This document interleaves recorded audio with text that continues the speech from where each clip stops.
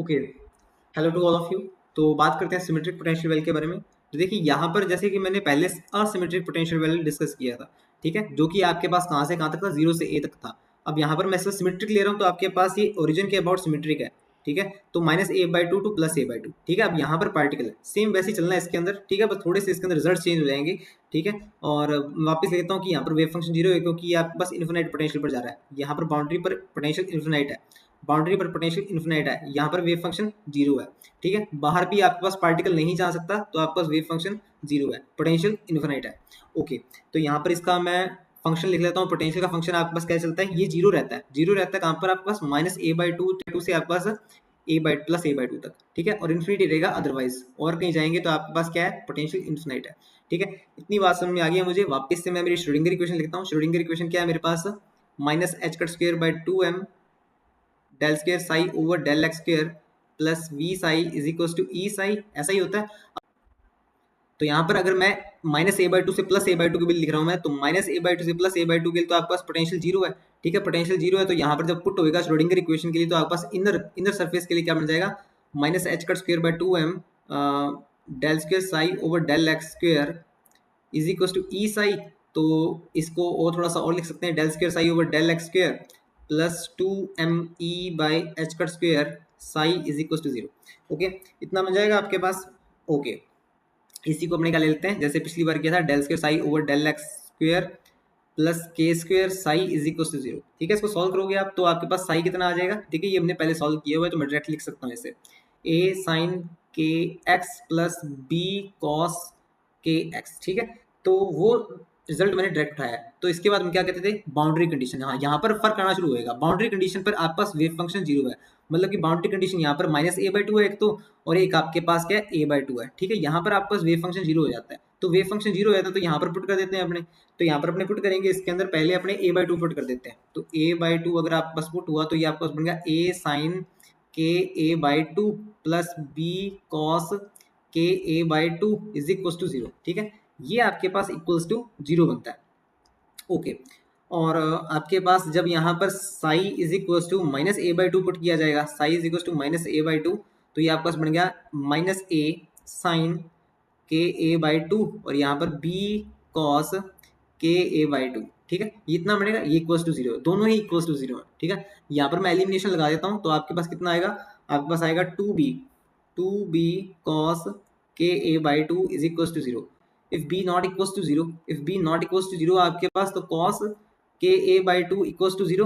Cos के a/2 equals to zero होने का क्या मतलब है, कॉस के a/2 इक्वल्स टू होने का जीरो मतलब ये है कि आपके पास जो के a/2 की वैल्यू है, के a/2 की वैल्यू आपके पास कितनी होगी, के a/2 की वैल्यू आपके पास होगी m π/2, ठीक है। ये m π/2 होगी, ठीक है, क्योंकि यहीं पर ही आपके पास 90 से चलता है ना, और m की वैल्यू आपके पास कहाँ से वेरी कर रही है, 1 3 5 ऐसे ऐसे वेरी चलती है, ठीक है। तो यहाँ चल रहा है ये, और यहाँ पर आपके पास cos के a/2 की वैल्यू जीरो आ जाएगी, जैसे ही आप के a/2 की वैल्यू m π/2 पुट करोगे, ठीक है।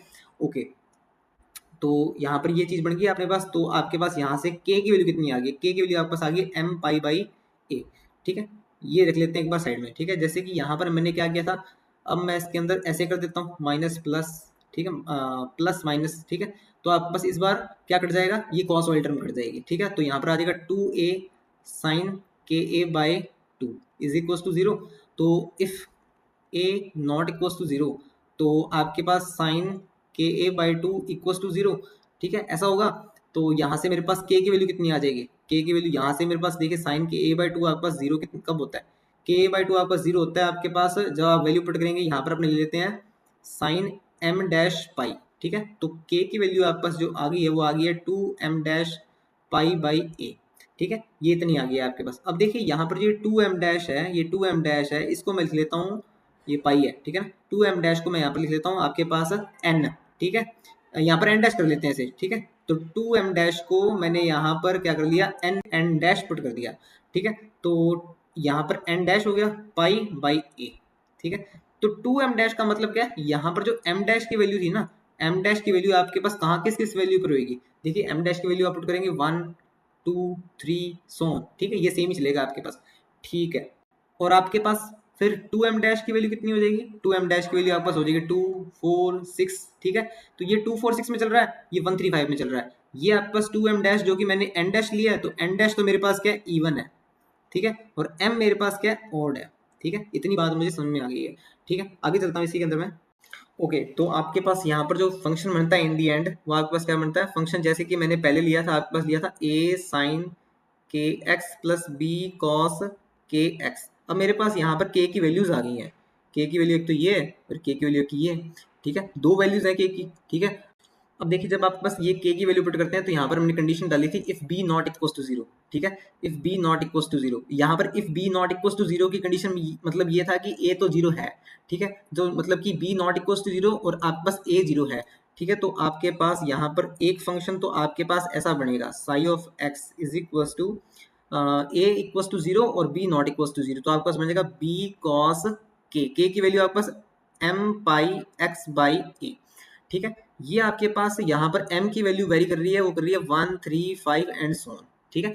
और यहाँ पर क्या था आपके पास, if a not equals to zero मतलब कि b इक्वल्स टू जीरो था, ठीक है। तब आपके पास क्या होगा, जब आपके पास b इक्वल्स टू जीरो हो जाएगा और a की वैल्यू रखेंगे आप, a साइन k की वैल्यू आपके पास कितनी है, k की वैल्यू यहाँ पर आपके पास n dash pi by a, n dash pi by a, ठीक है। और यहाँ पर n डैश की वैल्यू कितनी है, n डैश की वैल्यू आपके पास इधर इवन है, इवन मतलब कि 2 4 6, ठीक है, 2 4 6 एंड सो ऑन, ठीक है। ये चीज चल रही है आपके पास, ओके। तो यहाँ पर आपके पास एनर्जी कितनी बन गई है पहली बात तो, ठीक है। अब देखिए यहाँ पर आपके पास क्या है, एक तो k की वैल्यू आपके पास m पाई बाई a, एक k की value n dash pi by a है, ठीक है। तो यहाँ पर इसको बुक वाला को मिक्स करके लिख देते हैं, यहाँ पर x आएगा, मिक्स करके लिख देता है m और n डैश को, ठीक है, m और n डैश को मिक्स करके अपन ऐसे भी लिख सकते हैं b cos n pi x by a और a sin n pi x by a, ठीक है। इनको मैंने m और n डैश को मैंने n ही ले लिया, यहाँ पर n तो है 1 3 5, ठीक है, यहाँ पर n आपके पास 2 4 6, ठीक है। तो वे फंक्शन मेरे पास कुछ ऐसा बन गया, ठीक है। तो इसकी एनर्जी कितनी आएगी, एनर्जी आपके पास देखिए, अब मेरे पास जो k की वैल्यू थी, k की वैल्यू थी m पाई बाई a, ठीक है। तो यहाँ पर साइड में निकाल दूं तो k is equal to m pi by a, और ऊपर k की वैल्यू मैंने क्या लेट की थी, k स्क्वायर मैंने लेट किया था ना, k स्क्वायर मैंने लेट किया था 2me by h cut square, ठीक है, ऊपर ऊपर 2me by h cut square. तो यहाँ पर स्क्वायर करके अगर पुट कर दूं तो आपके पास कितना आएगा, यहाँ पर आ जाएगा आपके पास m square pi square over a square. अच्छा अब ये एक बात ध्यान रखना, जो आपके पास ये वाला m था ना, ये वाला m मास था, ठीक है, तो इस m को इससे काट मत देना, ठीक है।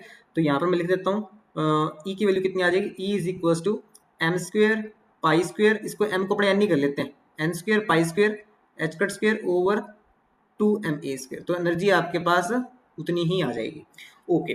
तो एनर्जी तो मेरे को पता लगी है, ठीक है। इसी हिसाब से मैं आपके पास क्या निकाल लूंगा, मोमेंटम निकाल लूंगा। p आपके पास क्या होता है, अच्छा ठीक है, इसको यहाँ पर b और a की वैल्यू भी निकाल लेना, वो नॉर्मलाइज करके वैसे ही।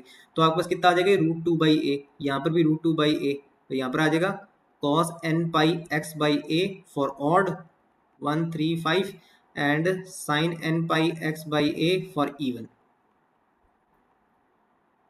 ठीक है, साई ऑफ x, ओके।